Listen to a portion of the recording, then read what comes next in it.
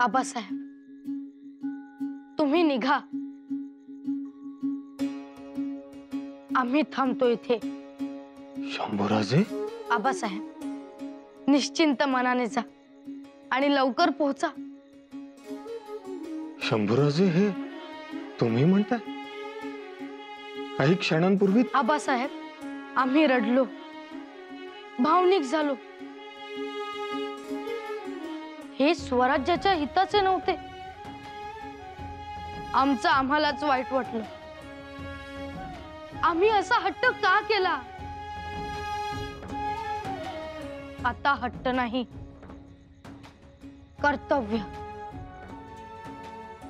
शंभूराजे, हे खरंच तुम्ही बोलता? खरंच आबासाहेब, आमच्या हट्टामुळे आपल्या डोळ्यात आसू उभी राहिली. आपल्या डोळ्यात आग शोभून दिसते, पाणी नाही. आमचं चुकलं. आता आम्ही तयार आहोत. तुम्ही जसे सांगाल तसे आम्ही वागू.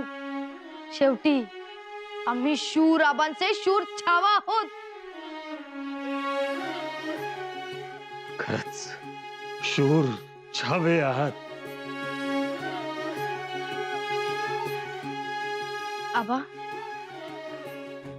निघा तुम्ही.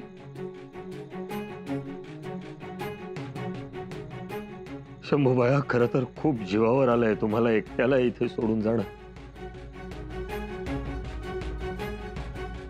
त्राण आणि प्राण दोन्ही नसल्यासारखं झालंय. पण सगळ्यात महत्वाचे असतात ते कर्तव्य. जबाबदारीनं राहा. कृष्णाजी काकांच्या ऐकण्यात असा. हट्ट धरू नका, दुस्साहसही करू नका. आता तुम्ही छावे नसून त्यांच्या घरातले एक आहात. प्रसंग आला तरी राग आवरा, तेच बोलू नका. आणखीन एक, बाहेर पडू नका. आणि बाहेर पडलात तर जवळ खंजीर बाळगा. जी. शंभूबाया, या इथे मथुरेत अख्ख्या जगाला वेड लावणाऱ्या युगप्रवर्तकाचा जन्म झाला, श्रीकृष्णाचा. ही पुण्यवान भूमी आहे. आता तुम्ही इथे आहात तर इथल्या काही चांगल्या गोष्टी शिकून घ्या. वेळ वाया घालवू नका आणि शक्यतो कोणाच्या नजरेस पडू नका. नजरेस आलात तर काय सांगायचंय याचा नीट विचार करून ठेवा. आणि एकदा जे सांगाल तेच लक्षात ठेवून सतत सांगत जा. औरंगजेबांच्या हुकुमानंतर आमिषांची, बक्षिसांची गाडगी उताणी होतील. पण तुम्ही घाबरू नका. हिम्मत हवी, निर्धास्तपणा हवा. जी आबासाहेब. करमलं नाही, रावसाहेबांना आठवा. आपला राजगड, आपल्या मातोश्री आठवा. जशी आज्ञा महाराज.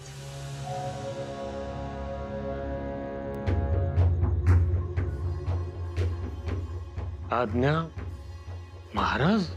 हो आबासाहेब. शंभूबाळा, आऊसाहेब नेहमी म्हणतात, आपण स्वराज्याचा धनी आणि बाकी सगळी रयत रयतेनं महाराजांच्या आज्ञेत राहायला हवं. हे आम्ही विसरलोच होतो. शंभूबाळा, आभास म्हणा.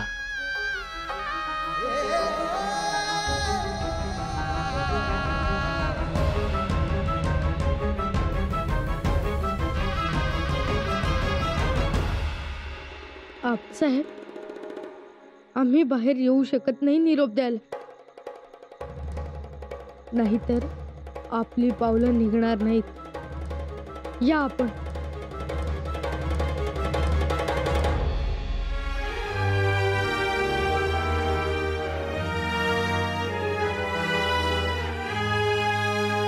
येतो आम्ही.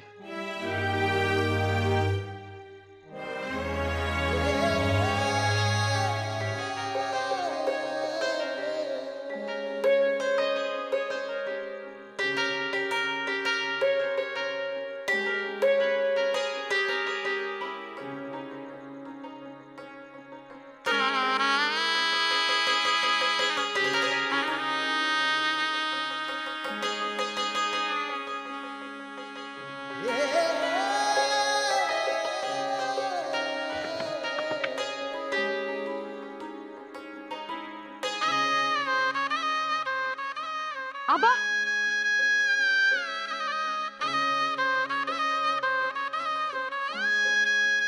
आबा,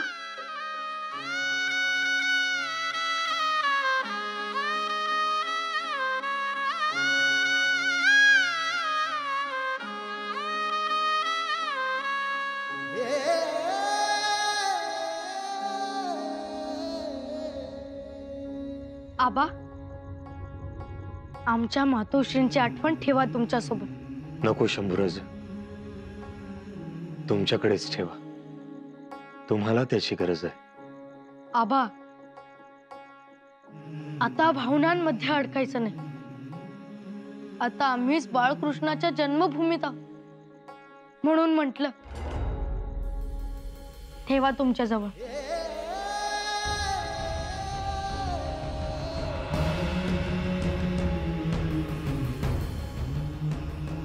आणि आबा, राजगडावर पोहोचल्यानंतर शंभूराजे कुठे आहेत, कसे आहेत असे सगळे विचारतील. तेव्हा त्यांना म्हणावं आम्ही सुखात आहोत, आनंदात आहोत, यमुनेच्या जळात धुंपतो, मथुरेच्या गल्ल्यांतून खेळतो. सांगाल ना? सांगू. आणि आबा, पुतळा मातोश्रींना म्हणावं तुमच्या देवाच्या आंघोळीसाठी आम्ही यमुना माईचं जल जरूर आणू. जरूर सांगू आम्ही. काळजी घ्या. जी.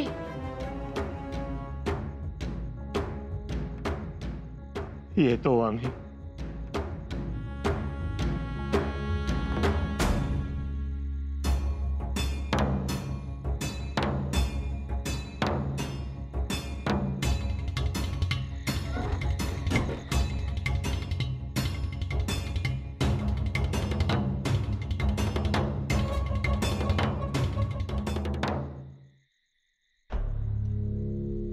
घातली समजूत युवराजांची. त्यांनीच आमची समजूत घातली. लेकरू फार लवकर मोठं झालं. निघतो आम्ही. पल्ला लांबचा आहे, गरीबा घरची मीठ भाकर आहे, गोड मालवून घ्या.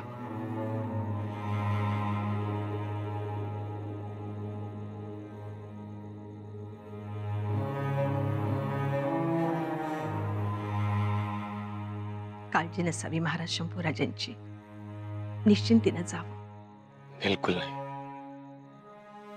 पण आपलं लेकरू ह्यात आमचं लेकरू आहे. डोळ्यात तेल घालून त्यात सांभाळू आम्ही. आम्ही राजगडावर पोचल्यानंतर थोडं वातावरण निवळल्यानंतर सावकाशीनं पत्र पाठवू.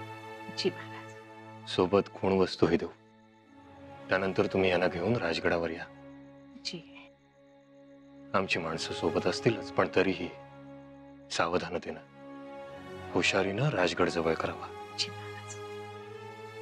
शंभूराजांना घेऊन राजगडावर तुम्ही सुखरूप पोचलात की जे मागाल ते देऊ तुम्हाला. नाही महाराज, आम्हाच काही मिळावं म्हणून आम्ही हे करत नाही.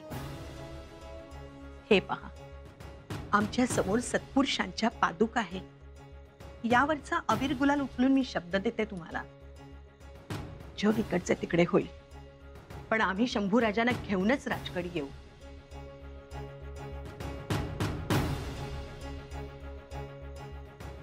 आमच्याकडून फसवणूक कदापि होणार नाही महाराज.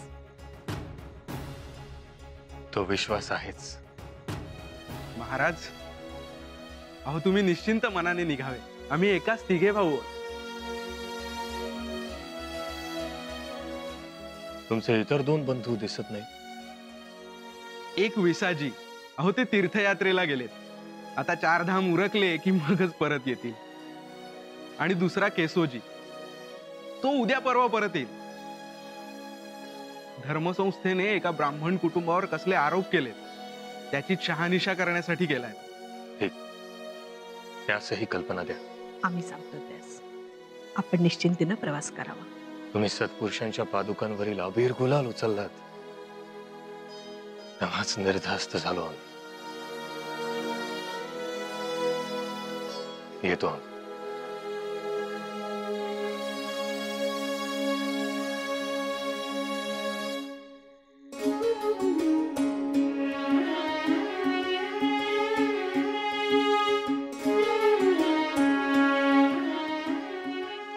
शंभूराजांना दुधावर साय आवडत नाही.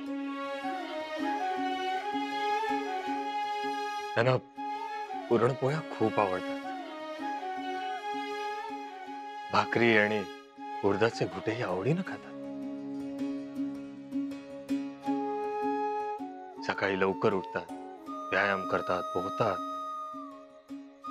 पूजाही करतात.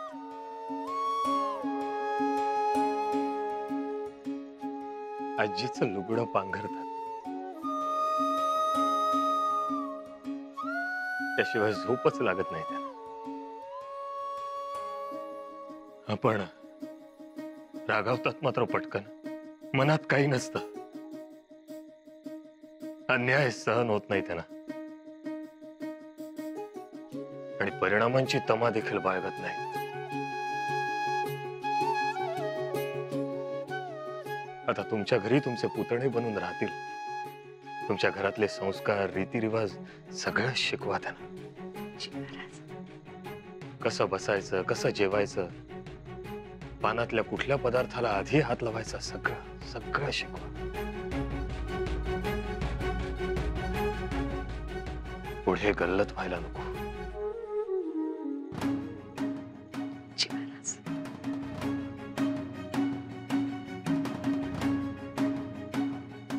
येतो आम्ही.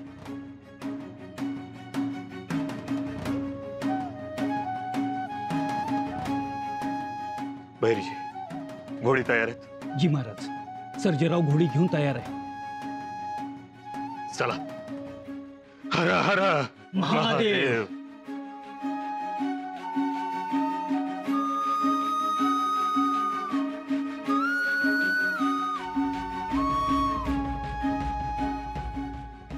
मोबाईल येतो. या आबासाहेब,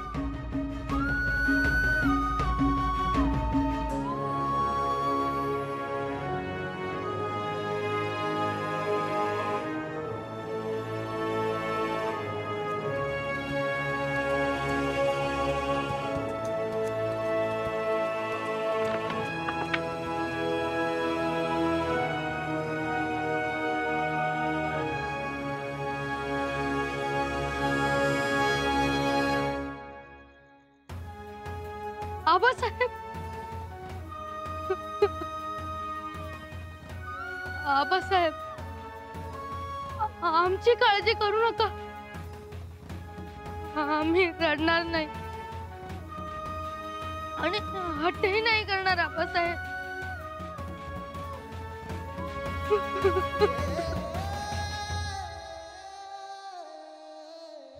आबासाहेब,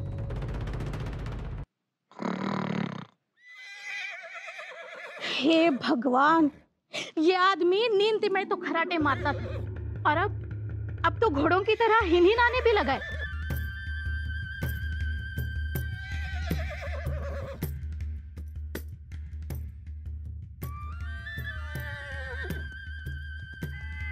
अजी उठो. सो जा जमुना. उठिए, उठिए, मुझे डर लग रहा है. सो जा, डर चला जाएगा.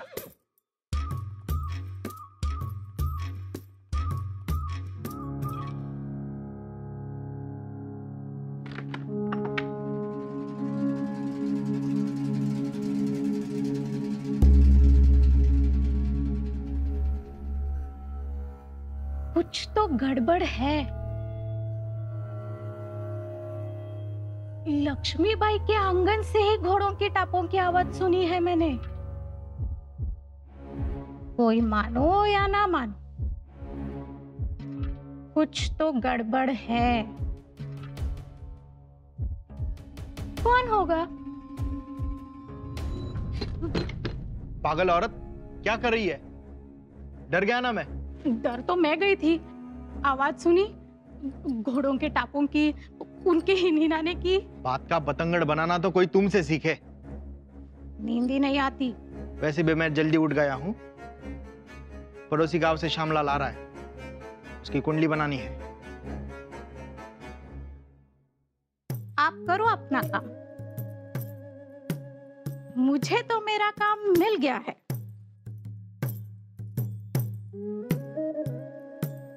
अब मुझे ये घोड़ों की टापों की आवाज सुकून से बैठने भी नहीं देगी। हे भगवान, कब ये सुबह होगी, कब मैं लक्ष्मीबाई के घर जाऊं? ऐसे हो गया है मुझे।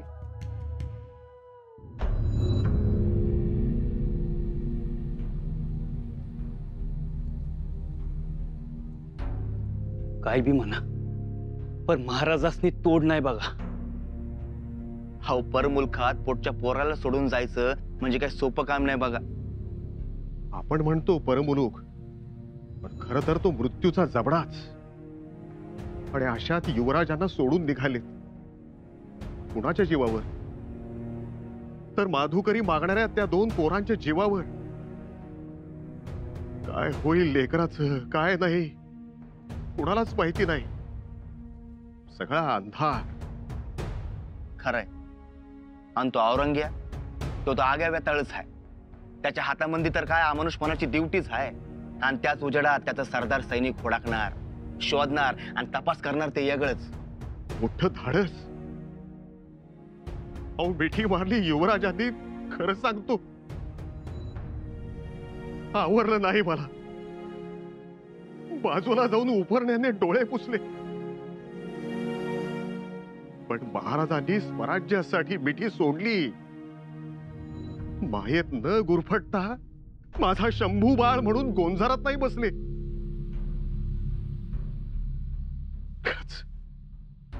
त्यांचा हा करारीपणा मी पहिल्यांदाच बघितला.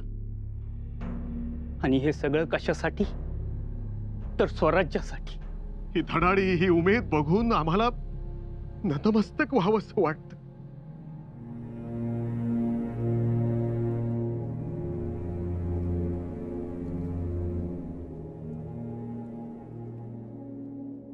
आमच्या साक्षीदारांना आमचा निर्धार दिसतो. उभ्या जगाला आमच्यातला राजकारणी दिसतो. आमची उमेद धडाडी दिसते. आमच्यातला बाप कोणाला दिसत नाही.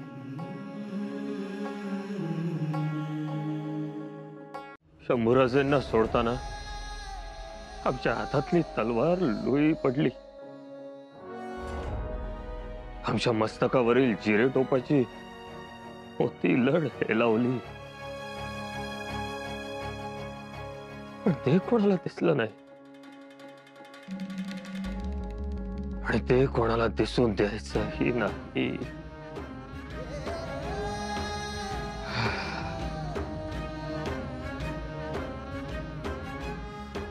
यमुना माई, आज तू शांत आहेस, पण आमच्या डोळ्यात महापूर आलाय.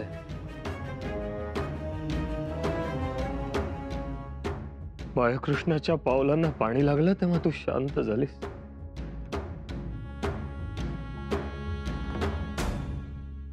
पण आज तो बाळकृष्णही आमच्या बरोबर आहे. म्हणून चुकून एखाद दुसरा अश्रू जर तुझ्या पाण्यात पडला तर ही गोष्ट तुझ्या माझ्यात ठेव.